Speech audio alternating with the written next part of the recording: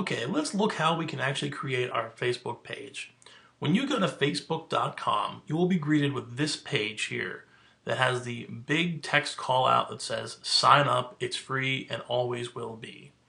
Facebook is a free public social networking site, and it is driven by advertisements to actually fund its day-to-day operations. So the social network itself is completely free. You just have to deal with some ads as you go through your social networking. So on this page, this is the page you'll be greeted to every time you go to Facebook when you're not logged in, and it's just facebook.com. From this page, you can always log in at the top, right by the blue bar, where it says email or phone and password.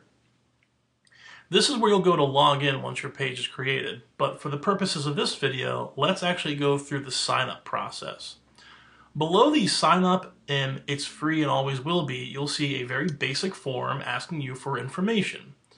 First name, last name, your email, a validation for your email, and a new password, your birthday and your sex, and then sign up. Very basic information, but that's not everything. So once you put that information in, you'll be prompted onto next pages. So let's take a look at how the sign up process works. So I started to create a dummy profile to show you how it works. I put in the name Bruce Wayne, I put in a password, I put in an email account that it'll be tied to, I put in a birthday, and I put in my sex. Now, you have to include an email account because if you ever lose your Facebook password, you will have an email account that will allow you to retrieve it. So if you ever forget it, you can get it sent to you. You also need to create a password, preferably a strong password, which means lowercase and uppercase alphanumerical characters. So you have numbers, letters, and also symbols such as the @ symbol, the $sign, and the percentage. Why you want to do that is to protect yourself against identity theft and anyone hacking your page. The stronger your password, the harder it is for anyone to crack your Facebook page and go in and make a nightmare out of your profile. Passwords are something that I take very seriously, and I strongly recommend that you come up with some really good practices for creating strong passwords. So below that, you'll see my birth date and my sex. And I put in the name Bruce Wayne. Unfortunately, you can't make a page based off of a comic book character, and Facebook wants you to use your real name. As you can see, we require everyone to use their real name on Facebook. Learn more. That's what the second illustration here is showing. If you're creating a Facebook page for a comic book character or for a fictional character, that's not what you're doing here right now. This is a personal profile page for yourself. If you wanted to create a fan page, a business page, that is something I'll show you in another video. But your personal page has to be tied to you. It has to be tied to a real person. So again, for the purposes of this video, I created a dummy account and changed the name from Bruce Wayne to his lesser-known cousin Dale. Once you have actually gone through that form and signed up, this is the next step you'll have to take. Facebook already assumes that you have friends on Facebook, and what will happen is that it will want you to actually pull in from your email contacts and find friends that you have already emailed. So, like I said about the email account for your personal page and your password recovery, anyone that you have emailed might have used their email account to create their own Facebook page. So what Facebook will do is to allow you to put in your own email address, and this is just a dummy email address I've created up, and you can search through your contact list so that you can find other people that you have emailed who may also be using Facebook. This is a really handy way for you to find friends from the get-go, but you don't have to use this service at all. You'll see on the bottom right-hand corner in the gray box, it says skip this step. Right now it has Gmail linked up, Outlook, which is Hotmail as well, Yahoo, and you can also click on other email services. And all that does is allows Facebook to read your accounts, your email accounts, to find friends. That's all it's doing. It's not going to email on your behalf. It's not going to email out to all your friends, hey, I have Facebook, join me on here. It's just a read-only application that finds people that you may want to connect with. If you happen to do this, you'll click on Find Friends, and then you'll see people's photos that you then can connect with. You can click on them and find those people, and you can send out friend requests to them automatically.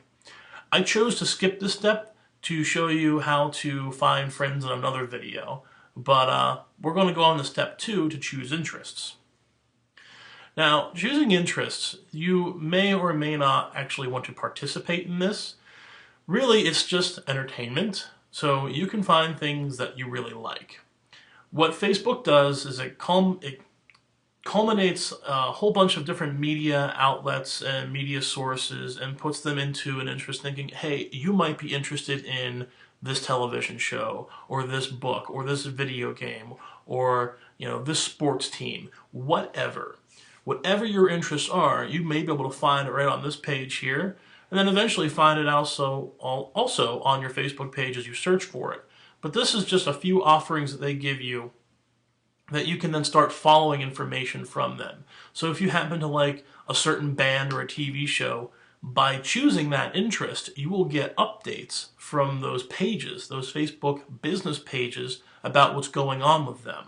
So it's kind of like targeted advertising in a way. If you care enough about a certain TV show to see their different posts on a daily basis, follow them. The idea is that the more people follow a certain interest, the idea is that you will also find other people who like that same interest. And then maybe you see that same person liking some other things that you're also interested in. So the idea is that you become friends. That is the social networking aspect of itself. You can also choose to skip this. I chose to skip this. Well, actually, I chose to pick a few just to show you how it works. When you click on them, the selections turn blue, and then I will start getting updates from those interests.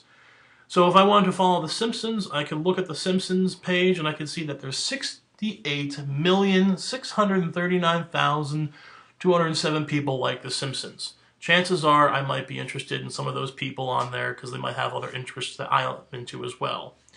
So if you're interested, you can choose a few interests. If not, you can also skip. Now you're coming to your profile information.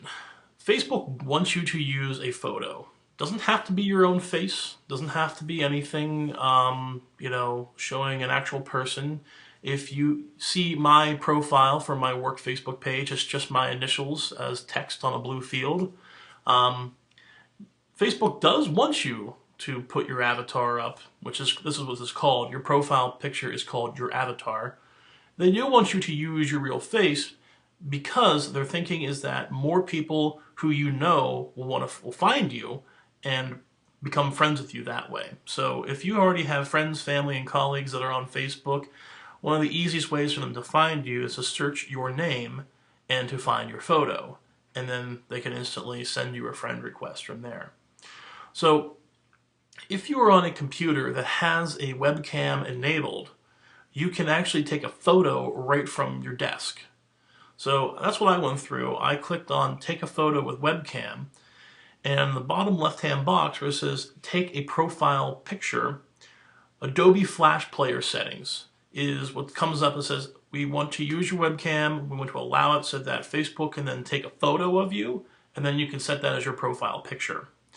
The left-hand side shows a detail of it, and the right-hand bottom part shows how the overlay box looks. So what happens then is when you click Allow and Close, you'll actually, whatever your default webcam program, like Photo Booth or whatever, will pop up. You can take a photo, and you can set that as your profile picture.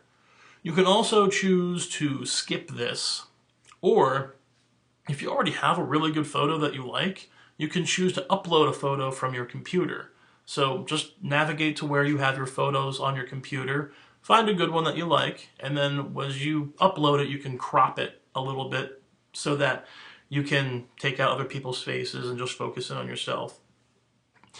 I suggest that if you are going to have a personal Facebook page, take one photo, take a nice headshot, and then set that as your photo, and that will help your friends, family, and colleagues to be able to find you.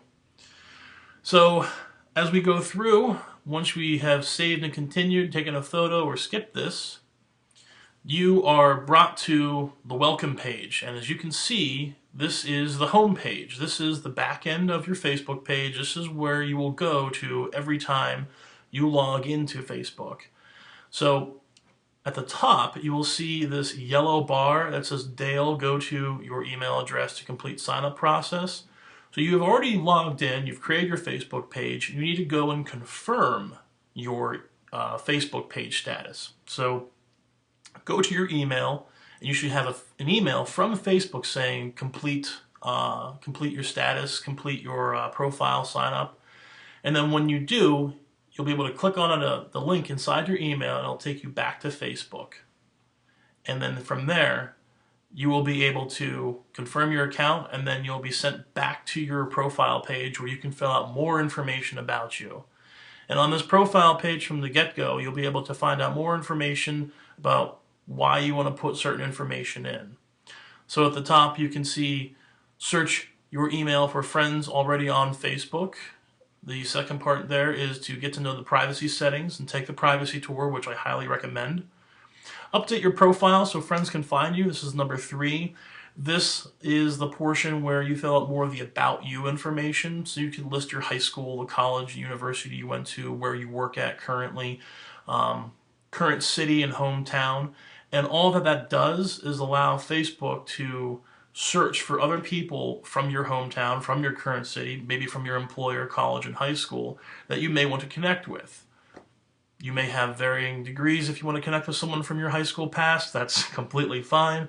You don't have to put any of this information in. You can fill it out and then maybe delete it later. It doesn't matter. And the last thing here, upload a picture or photo, and then you can also search for people that you know from here. So the next video will actually talk about the home page itself once you've created it, and we'll go from there.